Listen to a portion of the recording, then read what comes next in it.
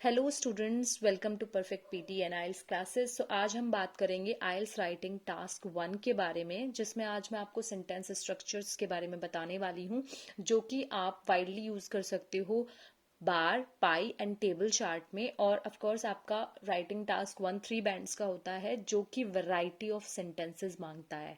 जितनी वैरायटीज में आप उसको सेंटेंसेस दोगे, उतनी ही आपका बैंड इंक्रीज होगा in writing task 1. So let's look at the first type of sentence, that is from respectively or in respective order. Example of the this particular sentence structure is: the proportion of students enrolled in science, maths and business courses was 52% and 39% respectively in, या फिर आप respective order में भी इसको दे सकते हो, या तो रिस्पेक्टिवली आप यूज कर सकते हैं, या रिस्पेक्टिव ऑर्डर, या फिर अकॉर्डिंगली आप यूज कर सकते हैं। तीनों में से आप कोई भी एक यूज कर सकते हैं। ये हम कब यूज करते हैं? जब हम दो स्पेसिफिक चीजों का डेटा देते हैं, दो एक्टिविटीज का, या दो कोई रेशियो देते हैं। उसमें हम जो रेशियो, हमेशा पर ध्यान रखने वाली बात है, जो रेशियो हम पहले देते हैं, जैसे मैथ्स का रेशियो था 52%, ठीक है, तो हमने वो मैथ्स का रेशियो पहले दिया। रेस्पेक्टिवली का मतलब होता है कि हम अपना डेटा ऑर्डर में देने जा रहे हैं, यानी कि maths and business courses. Second पे हमने 39% किसका डेटा दिया है? बिजनेस कोर्सेज का। और फर्स्ट पे हमने दिया है मैथ्स का, यानी कि 52%। रिस्पेक्टिवली जो है वो सिग्निफाई करता है कि हमारा डेटा जो है वो ऑर्डर में है। Okay, let's move to the second type of sentence structure, that is followed by और लेड बाई। फॉलोड बाई का मतलब क्या होता है कि इसको फॉलो कर रहा है। लेड बाई का मतलब यानी कि जो दूसरे नंबर का हम डेटा दे रहे हैं वो ज्यादा है, और फर्स्ट वाला जो है वो उससे कम है, वो लेड बाई कर रहा है, ठीक है। तो फॉलोड बाई का पहले देख लेते हैं। 49% of the total proportion of youngsters preferred online courses which was followed by the students who choose face-to-face courses and correspondence courses with 39% respectively. So इसमें क्या है? 49% of the total proportion of youngsters. Proportion की जगह आप ratio use कर सकते हैं, परसेंटम use कर सकते हैं, परसेंटाइल यूज कर सकते हैं, और प्रोपोर्शन यूज कर सकते हैं, right. So 49% of the total proportion of youngsters preferred online courses, ठीक है। 49% जो टोटल प्रोपोर्शन है यंगस्टर्स का, टोटल रेशियो है, उन्होंने प्रेफर्ड किया है online courses which was followed by, जो कि फॉलोड यानी कि जो कि फॉलो किया गया था।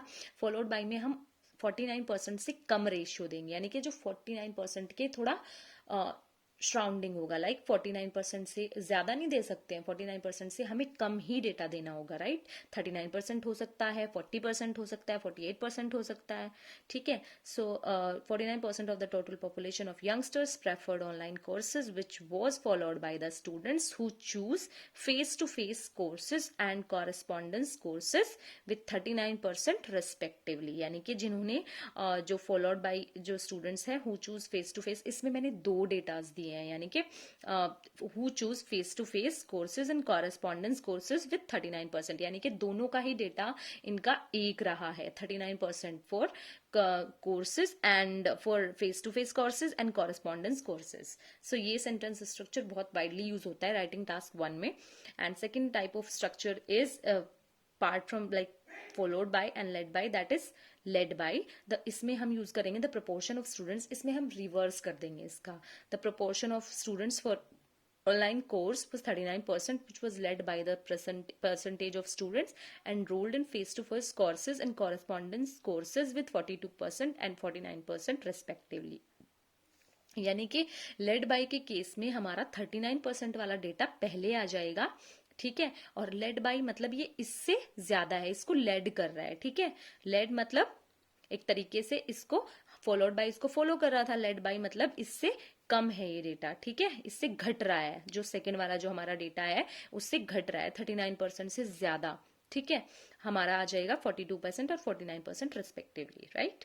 तो नेक्स्ट स्ट्रक्चर हम देखते हैं, that is from 2 times, twice, 3 times. जब हम बात करते हैं ना कि ये डेटा उस वाले डेटा से दुगना है या फिर 2 टाइम्स ज्यादा है या 3 टाइम्स ज्यादा है, ठीक है, तो लाइक दुगना है या तिगुना है, इस तरीके से जो हम हिंदी में बात करते हैं।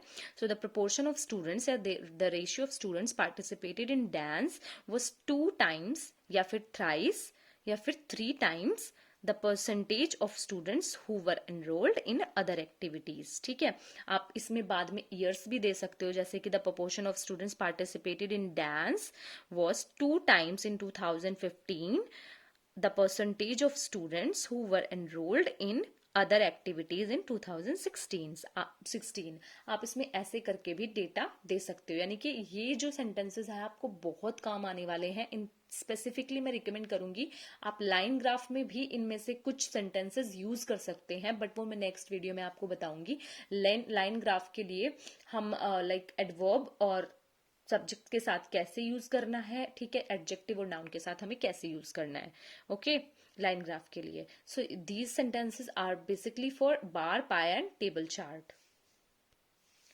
So let's move to the next sentence structure, that is almost, twofold और threefold। ये almost जो हमने पहले डिस्कस किया है, ट्वाइस थ्राइस उसी के जैसा है। सो ये सेंटेंस स्ट्रक्चर मैंने बनाया है। 22% of the money was used on food while, इसमें हमारा वाइल भी आ गया, देखिए while almost two fold, three या फिर टू फोल्ड या फिर three fold in the latter year, यानी कि 22% जो मनी है वो यूज हुई है फूड पे, मतलब फर्स्ट ईयर में, इससे पहले वाले साल में, वाइल ऑलमोस्ट टू फोल्ड यानी कि इसकी दुगनी यूज हुई है इन द लेटर ईयर, इससे बाद वाले ईयर में, okay. So next is likewise और आइडेंटिकल, यानी कि जब दो प्रोपोर्शन हमारी एक जैसी सी होती है, ठीक है, एक जैसी ही होती है। सो लाइकवाइज या फिर an identical comma proportion of individuals preferred flats in year 2018 and 2009, ठीक है। तो मतलब यानी कि दोनों सालों में जो फ्लैट्स जिन लोगों ने प्रेफर किया है उनका प्रोपोर्शन एकदम सेम है, एकदम सिमिलर है, ठीक है। फिर नेक्स्ट सेंटेंस स्ट्रक्चर है हमारा मोर देन और लेस देन का। तो एग्जाम्पल इज, मोर देन के लिए मैं एग्जाम्पल यहाँ पे दे रही हूँ, the proportion of students participated in drama competition was 79% which was 4%, यानी कि जो 4% ज्यादा था मोर देन द स्टूडेंट्स, उन स्टूडेंट्स से जिन्होंने पार्टिसिपेट किया in music activity which accounted for 75%, यानी कि आप डिफरेंस बता रहे हैं यहाँ बेसिकली, और मोर देन का स्ट्रक्चर भी आपने यहाँ पे नया बना दिया है और आप डिफरेंस भी बता रहे हैं यहाँ पे, ठीक है। यानी कि जो आप अकाउंटेड फॉर भी 75% लगा सकते हैं, या फिर सारे सेंटेंसेस में आप विच ना यूज करें, दैट वॉज लिख सकते हैं आप। कोमा भी एक बहुत अच्छी रिप्लेसमेंट होती है इन वर्ड्स की, विच, दैट, है ना, एक्टिविटी, कोमा 75%, ठीक है, ये भी आप लिख सकते थे, या फिर कोमा अकाउंटेड फॉर 75%, आपको विच लगाने की नीड नहीं थी। Next structure is less than का। The ratio of students was 82% who participated in singing, that was 5% less than। इसमें भी सेम इसी तरीके से हो जाता है ये, यानी कि इसमें हम द रेशियो ऑफ स्टूडेंट 82% है, स्टूडेंट्स का रेशियो हु पार्टिसिपेटेड, जिन्होंने सिंगिंग में पार्टिसिपेट किया, दैट वाज 5% लेस देन, जो कि 5% कम है, द डांस कॉम्पिटिटर्स, या फिर अगर जिसमें रेशियो बता रखा हो आप उसको लिख सकते हो, that was 5% less than the ratio of dance competitors, okay. So next sentence structure है with regards to say, with regards to comma food comma the expenditure was 33%, या फिर आप ऐसे भी लिख सकते हैं इसको, किसी भी दो एक्टिविटीज का भी हम इसमें डेटा दे सकते हैं, विद रिगार्ड्स टू जैसे food and drinks comma the expenditure was 33%, okay. Next sentence is a difference of 10% had been observed between the ratio of man and women who preferred the dance activity in year 2010। आप किसी भी 2 years का भी data दे सकते हो, जैसे कि आप ट्राई करते जाओगे ना इन सेंटेंसेस को, आप इतने फ्लुएंट हो जाओगे। टास्क 1 बेसिकली 3 बैंड्स का है, बट हम इग्नोर भी तो नहीं कर सकते हैं ना टास्क 1 को। तो इसीलिए अगर आपको टाइम मैनेजमेंट में प्रॉब्लम है, अगर आपको ये सेंटेंस स्ट्रक्चर बेसिकली लर्न होंगे तो आप बहुत जल्दी टास्क 1 को अपना कंप्लीट कर पाओगे, यानी कि मिनिमम आपको 10 मिनट्स लगने वाले हैं अगर आप ये सारे सेंटेंस स्ट्रक्चर यूज करोगे। एक तो हर वैरायटी में आपको सेंटेंस अलग मिलेगा अपने टास्क 1 में, लाइक वाइज आप यूज कर रहे हो, आइडेंटिकल आप यूज कर रहे हो, more than, less than, led by, followed by, with regards to, a difference of, और भी बहुत सारे सेंटेंसेज है। If you want more videos like that, ठीक है, I will provide you definitely. But अगर आप इनको यूज करोगे तो you will definitely gain more bands in your writing task 1. Thank you. If you like the video, please like, share and subscribe. Thank you.